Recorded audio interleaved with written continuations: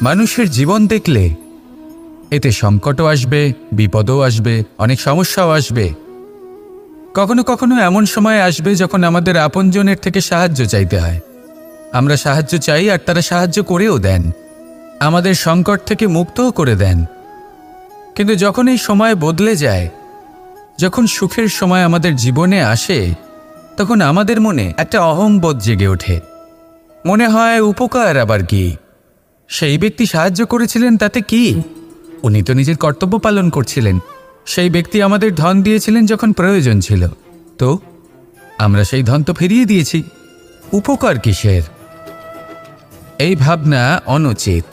যদি কোনো ব্যক্তি আপনাকে সাহায্য করে থাকে যখন কেউ করেনি, যখন আপনার সবথেকে বেশি প্রয়োজন ছিল, সেই সাহায্য অমূল্য আর সেটা উপকারী বটে। যদি কেউ উপকার করেন তাহলে বিনম্র চিত্তে ভালোবেসে আজীবন তার উপকারের প্রতি কৃতজ্ঞ থাকুন। কারণ সত্যি কথা বলতে এই সংসারে উপকার করার মতো ব্যক্তি খুব কম রয়েছেন, আর উপকারীর কথা মনে রাখেন এমন কৃতজ্ঞ ব্যক্তি আরও কম। সেই জন্য জীবনে কৃতজ্ঞ থাকুন আর আমার সাথে ভালোবেসে বলুন, রাধা রাধা। সূর্যের প্রকাশ অন্ধকারকে দূর করে দেওয়া সেই মহানায়ক। এই সূর্যের প্রকাশ যখন পৃথিবীতে এসে পৌঁছয় কি হয়? এই পৃথিবী জেগে ওঠে, প্রত্যেক প্রাণী জেগে ওঠে, মানুষ জেগে ওঠে, নিজের কর্ম করেন, জীবন যাপন করেন। এই ঘুমের মৃতপ্রায় স্থিতি কাটিয়ে উঠে জীবন যাপন করতে শেখেন। এটাই হলো প্রভাব সূর্যের প্রকাশের। এবার এই প্রকাশ যে সূর্যের থেকে পাই, তিনি কি করেন? তিনি নিজেকে জ্বালান আমাদের জীবন প্রদান করার জন্য। প্রত্যেকটা মুহূর্ত তিনি তাপ সহ্য করেন আমরা যাতে সেই প্রকাশ লাভ করি। এটাই হলো জীবনের সারমর্ম। যদি আপনিও এই সংসারে প্রকাশ ছড়িয়ে দিতে চান, তাহলে আপনাকেও তপ্ত হতে হবে, নিজে জ্বলতে হবে, সেই কর্ম করতে হবে যেটা কঠিন হতে পারে কিন্তু আসলে শ্রেষ্ঠ। তবেই এই সংসারের সেবা করতে পারবেন, সংসারকে পথ দেখাতে পারবেন। নিজের অন্তরের প্রকাশ জাগ্রত করুন, তবেই সেই সকল ব্যক্তি যারা পাপের অন্ধকারে নিমজ্জিত হয়ে আছেন তারা জাগ্রত হবেন। সেই সকল ব্যক্তিকে জাগিয়ে তুলুন, প্রেরিত করে তুলুন সুখী হওয়ার জন্য যারা সুখী হতে পারছেন না। সেই সকলকে প্রেরিত করুন সাফল্য লাভের যারা সফল হতে পারছেন না। নিজের অন্তরের সূর্যকে জাগ্রত করুন, চারিদিকে শুধু প্রকাশই প্রকাশ হবে, জীবনই জীবন থাকবে, আনন্দই আনন্দ থাকবে, আর এই মন বারবার প্রসন্ন চিত্তে বলে উঠবে, রাধা রাধা। ধন, সম্পত্তি, এগুলো আসলে কি? এগুলো শুধু সেই মূল্য যার দ্বারা আমরা কোনো কিছু অর্জন করতে পারি। এবার এই ধনের দ্বারা এই সংসারে অনেক কিছু লাভ করা সম্ভব, কিন্তু সেই সব কিছুই শুধুমাত্র ভৌতিক বস্তুই হবে, ভৌতিক সামগ্রী, ভৌতিক সুবিধা। অর্থাৎ আপনার কাছে যতই ধন থাকুক তা আপনাকে শান্তির ঘুম এনে দিতে পারবে না, আপনাকে জীবনের বাস্তব সুখের অনুভূতি লাভ করাতে পারবে না, কারণ এগুলো ভৌতিক ধন। এ ভৌতিক বস্তুই অর্জন করাতে সক্ষম। বাস্তবিক ধন কি? যদি এই প্রশ্ন আপনার মনে আসে তাহলে তার উত্তর আমি আপনাকে দেব একটা উদাহরণের মাধ্যমে। কখনো আপনি শুনে থাকবেন যে একজন পিতা আজীবন অনিষ্ট করেন, অনর্থ করেন, খারাপ কাজ করেন শুধু ধন অর্জনের জন্য। তিনি ভাবেন যে আমি ধন অর্জন করব আর নিজের সন্তানকে একটা উজ্জ্বল ভবিষ্যৎ প্রদান করব, একটা সুখ স্বাচ্ছন্দ্যময় জীবন দান করব। এবার সন্তান যখন জন্ম লাভ করে তখন সে ভাগ্যের জোরে সেই ধন ভোগ করে। যেরকম সে পায় সেরকমই তার ব্যবহার সে করে। কখনো আপনি এটাও দেখে থাকবেন যে সেই সন্তান সমস্ত ধন নষ্ট করে ফেলে, আর সেই পিতা যিনি সমস্ত ধন সঞ্চয় করেছেন, যিনি সেই ধনের প্রভু, আজ সেই ধনের প্রহরী হয়ে রয়েছেন। এবার এরকম কেন হয়? এরকম তখনই হয় যখন সেই পিতা বুঝতেই পারেন না যে তার জীবনের আসল ধন কি। সেই আসল ধন তার সন্তানকে সে দিতেই পারে না। যদি পিতা তার সন্তানকে কর্মের জ্ঞান দিতে পারেন, উচিত কোনটা অনুচিত কোনটা সেই শিক্ষা দিতে পারেন, সংস্কারের প্রকৃত শিক্ষা দিতে পারেন, তবে সেটা ধনের থেকে অনেক বেশি গুরুত্বপূর্ণ। এটাই হলো জীবনের বাস্তব ধন। আপনি সেই কথা তো অবশ্যই শুনে থাকবেন কুসন্তান হলে ধন সঞ্চয় করে কি হবে, সুসন্তান হলে ধন সঞ্চয় করে কি হবে? সন্তান যদি কুপুত্র হয় তাহলে সব নষ্ট করে ফেলবে, আর সন্তান যদি সুপুত্র হয় তাহলে ধন থাকুক না থাকুক সে নিজেই কর্মের পথে অগ্রসর হয়ে ধন অর্জন করবে আর নিজের জন্য এক উজ্জ্বল ভবিষ্যৎ গড়ে তুলবে। তাই সন্তানকে সম্পদ দেওয়ার আগে কর্মের জ্ঞান দান করুন, সুশিক্ষা দিন, কারণ এটাই হলো জীবনের প্রকৃত ধন। আসুন আর আমার সাথে ভালোবেসে বলুন, রাধা রাধা। প্রত্যেকটা মানুষ আলাদা হয় আর অত্যন্ত বিশেষও হয়। প্রত্যেক মানুষ ভিন্ন ভিন্ন পরিবেশে পালিত হয়, বড় হয়। প্রত্যেকের নিজস্ব চিন্তাভাবনা থাকে, নিজস্ব বিচারধারা থাকে। যখন অনেক ভিন্ন বিচারধারা একত্রিত হয়ে যায় তখন শুরু হয় বিবাদ। এবার এই বিবাদের সময় আপনি দেখবেন দুই ব্যক্তি যাদের মধ্যে এই বিবাদ হচ্ছে সবসময় এটা প্রমাণ করতে চান যে তার সামনের ব্যক্তি এবং তার ভাবনা, তার বিচারধারা বা তার বক্তব্য হলো অনুচিত। এবার এটাই যদি প্রেমপূর্বক রূপে আপনি ভেবে দেখতে চেষ্টা করেন যে সামনের ব্যক্তিটির বক্তব্য, তার মানসিকতা আসলে কি, তাতে উচিত ঠিক কি, সেটা আমরা বুঝতে পারি। একদিকে হলো এই বিবাদ যা আপনাকে সামনের ব্যক্তিটিকে অনুচিত প্রমাণ করতে বাধ্য করে, আর অন্যদিকে হলো প্রেম যা সামনের ব্যক্তিটির যুক্তি বুঝতে সাহায্য করে, তাতে উচিত কি রয়েছে সেটা বুঝতে বাধ্য করে, তাকে মহান হয়ে ওঠার পথে অগ্রসর হতে বাধ্য করে। তাই এই বিবাদকে ত্যাগ করুন আর প্রেমকে আপন করে নিন, আর এই প্রেম ভাব নিয়ে বলুন, রাধা রাধা। জীবনে সাফল্য এবং অসফলতা আপনার বল, আপনার শক্তির উপরে নির্ভরশীল নয়, আপনার মানসিকতার উপর নির্ভরশীল। যদি কোনো ব্যক্তি দৃঢ় নিশ্চয় করে নেয় তাহলে সে কখনো হারে না। যদি কেউ হার মেনে নেয় তাহলে সে কখনোই জিততে পারে না। শেষ পর্যন্ত কি হয়, এই ভাবনাই সত্য হয়ে সামনে চলে আসে, আর এই ভাবনাই পরবর্তীকালে ইতিহাস রচনা করে। সেই জন্য আপনি যদি চান আপনার নাম ইতিহাসে থাকুক তাহলে দৃঢ় হতে শিখুন। ইতিবাচক ভাবনার সাথে, পরিশ্রমের সাথে এগিয়ে চলতে থাকুন, প্রতিস্পর্ধা গ্রহণ করুন আর শুধুই এগিয়ে যেতে থাকুন। সংসারে আপনি যে কোনো উচ্চতাতেই পৌঁছতে পারবেন, কারণ ইচ্ছে শক্তি আর ভালোবাসার চেয়ে বেশি শক্তিশালী আর কিছুই নেই। তাহলে আসুন আর আমার সাথে ভালোবেসে বলুন, রাধা রাধা। বিগত দিনের কিছু কথা মনে পড়ে গেল, এক অদ্ভুত ঘটনা যা অমূল্য শিক্ষা দিয়ে যেতে পারে। বিষয় হলো যক্ষের সাথে যুধিষ্ঠিরের কথোপকথন। একবার যক্ষ যুধিষ্ঠিরকে জিজ্ঞেস করলেন, ওনাকে বললেন যে আমার কিছু প্রশ্নের উত্তর যদি আপনি দিতে পারেন তাহলে আমি আপনার বাকি ভ্রাতাগণকে আবার জীবিত করে তুলব। সেগুলোর মধ্যে খুব গুরুত্বপূর্ণ আর কঠিন একটা প্রশ্ন ছিল, এই সংসারে সব থেকে শ্রেষ্ঠ আশ্চর্য কোনটি? এই প্রশ্ন আমি আপনাকে জিজ্ঞেস করছি। এবার কেউ বলবেন স্বর্ণ দ্বারা নির্মিত লঙ্কা, এটি হলো সংসারের সব থেকে বড় আশ্চর্য। কেউ বলবেন বরফে ঢাকা সেই পর্বত যা আকাশ স্পর্শ করে। কেউ বলবেন সেই সমুদ্র যার গভীরতা মাপা অসম্ভব ব্যাপার। কেউ বলবেন সেই বায়ু যা আমরা দেখতে পাই না কিন্তু তা আমাদের জীবন দান করে।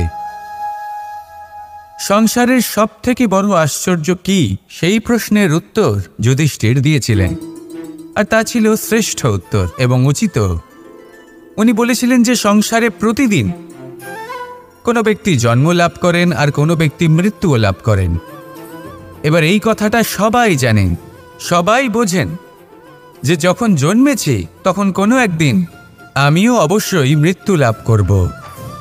এবার যখন এই কথা প্রত্যেকটা মানুষ জানেন তখন কেন প্রত্যেক মানুষ এই চিন্তায় থাকেন, এই নিয়ে কষ্ট পান, এই নিয়ে ব্যাকুল হয়ে থাকেন যে উনি একদিন মৃত্যু লাভ করবেন, তার থেকে দূরে পালাতে চেষ্টা করেন। বলেন যে আমি মৃত্যু লাভ করতে চাই না। কেন? যেখানে কোনো না কোনো দিন এটা অবশ্যই হবে। এ হলো ব্রহ্ম সত্য। এই যে ব্যাকুলতা, এই ভয়, এই যন্ত্রণা, এই চিন্তা তার মনকে বাঁচতেই দেয় না, এই জীবন অনুভবই করতে দেয় না। সেই জন্য এই চিন্তা, ব্যাকুলতা, ভয় এসবের কি লাভ? কোনো লাভ নেই। সেই জন্য যতক্ষণ জীবনযাপন করছেন প্রত্যেক মুহূর্ত যেন শ্রেষ্ঠ হয়, আনন্দময় হয়, প্রেমের দ্বারা পরিপূর্ণ হয়, সেই চেষ্টা করুন। চেষ্টা করুন যাতে আপনি যে কাজ করছেন তার দ্বারা যেন অন্যের মঙ্গল হয়। এই প্রচেষ্টাই আপনার জীবনকে প্রসন্নতা আর প্রেম দ্বারা ভরিয়ে তুলবে। এই মন সুপ্রসন্ন হয়ে বলবে, রাধা রাধা। আজ আমরা দুই ধরনের ব্যক্তির বিষয়ে কথা বলবো। প্রথমজন হলেন যে প্রয়োজনের থেকে অনেক বেশি পরিমাণ ধন উপার্জন করে থাকেন। তার কাছে ততটা ধন থাকে যতটা তার প্রয়োজনও নেই, তারপরেও আরও ধন উপার্জন করতে চেষ্টা করতে থাকেন। সকল সম্ভব চেষ্টা করেন, সকল সম্ভব কর্ম করেন, তা সে উচিত কর্ম হোক বা অনুচিত, তাতে তাদের কিছুই যায় আসে না। তারা শুধুই এই সংসারের সকল সুখ ভোগ করতে চান, সকল স্বাচ্ছন্দ্য লাভ করতে চান। আজীবন তারা প্রচেষ্টাই করতে থাকেন।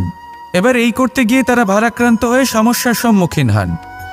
এনাদের সমগ্র জীবন এই চেষ্টাতেই চলে যায় জীবন যাপন করার বদলে। অন্যদিকে আরেকজন ব্যক্তি যিনি জানেন তার প্রয়োজন কতটুকু আর শুধুমাত্র সেই পরিমাণ ধন অর্জন করেন, তার থেকে বেশি একটুও নয়। উনি যদি দুবেলা খেতে পান, মাথা গোজার ঠাঁই পেয়ে যান, সেটাই পর্যাপ্ত। তাতেই তিনি আনন্দে জীবন যাপন করেন, না কোনো বৃথা চিন্তা করেন, না কোনো বৃথা কষ্ট করেন। এবার আমি আপনাদের জিজ্ঞেস করব, এই দুই ব্যক্তির মধ্যে আপনি কোন ব্যক্তি হতে চাইবেন? বেশিরভাগ মানুষ এটাই বলবেন যে আমরা সেই দ্বিতীয় মানুষ হতে চাই যারা সন্তুষ্ট। কিন্তু যদি মন দিয়ে দেখেন, আপনিও সেই কর্মই করছেন যা প্রথম ব্যক্তি করেন। আপনারা সবসময় চেষ্টা করে চলেছেন, এটাও লাভ করতে হবে, ওটাও লাভ করতে হবে, আমার এটারও প্রয়োজন, ওটারও প্রয়োজন। আপনি অনেক কিছু লাভ করেছেন, কিন্তু প্রশ্ন এটাই যে আপনার কি সেই সব কিছুর প্রয়োজন রয়েছে? এর উত্তর আপনার অন্তর্মনে রয়েছে। আপনার মন জানে যে আপনার প্রয়োজন কতটুকু। সেখানে গিয়ে দেখুন। সন্তুষ্টি মানুষকে আনন্দ দেয়। মানুষ যতটা সন্তুষ্ট হবে ততটাই সে আনন্দ লাভ করবে। এবার আপনাকে এই সিদ্ধান্ত নিতে হবে যে আপনি কখন আর কোথায় সন্তুষ্টি লাভ করবেন, কত কিছু লাভ করার পরে সন্তুষ্ট হবেন। এই উত্তর আপনি মন থেকে পাবেন। এই সমাজের চাহিদায় জড়িয়ে নিজেকে বিভ্রান্ত করবেন না। নিজের অন্তরের এই মিথ্যে অহংবোধকে প্রশ্রয় দিতে গিয়ে যদি আপনি এরকম প্রয়াস করতে থাকেন, তাহলে জীবনযাপন কখন করবেন? থেমে যান, শান্ত হয়ে যান, নিজের অন্তর্মনে নিমজ্জিত হয়ে দেখুন যে সন্তুষ্টি কোথায়। এই সন্তুষ্টি লাভ করুন। এই মন প্রসন্ন হয়ে বলবে, রাধা রাধা। আমরা সবাই জীবনে সুখ লাভ করতে চাই। শুধু জীবনই কেন, জীবনের পরেও আমরা সুখ লাভ করতে চাই। আমরা সকলে স্বর্গের কামনা করি। কিন্তু খুব সহজ একটা কথা, যদি আপনি স্বর্গ লাভ করতে চান তাহলে প্রথমে মৃত্যু লাভ করতে হবে। আপনি যদি প্রাণই না দেন তাহলে আপনি স্বর্গলাভ কিভাবে করবেন, তাই না? শুধু এই ছোট্ট একটা বিষয় দ্বারা আমরা জীবনে অনেক কিছুই শিখতে পারি। যদি আপনার কোনো লক্ষ্য থাকে, কোনো মনোবাঞ্ছিত স্থান থাকে, কোনো বড় কাজ আপনি করতে চান, তাহলে সেই সবই হবে। কিন্তু শুধুমাত্র কামনা করলে হবে না, আপনাকে কর্ম করতে হবে, নিরন্তর প্রয়াস, পরিশ্রম, পথ খুঁজতে হবে, সামনে অগ্রসর হতে হবে। কখনো অসফল হলে তার কারণ খুঁজতে হবে, বিপদের সম্মুখীন হতে হবে, অন্তর থেকে নিজের শক্তি বাড়িয়ে তুলতে হবে। তবেই আপনি নিজের লক্ষ্য লাভ করতে পারবেন, মনোবাঞ্ছিত স্থান পাবেন। মহানদী গঙ্গা একটি বিন্দু দ্বারা শুরু হয়, ধীরে ধীরে অগ্রসর হয়। কোনো পাথরে ধাক্কা খেলেও সে থামে না, বরং এগোতেই থাকে। তারপরেই সে মহান নদী গঙ্গা হয়ে উঠতে পারে। পরিশ্রম করুন, লক্ষ্য লাভ করুন, আর আমার সাথে ভালোবেসে বলুন রাধা রাধা।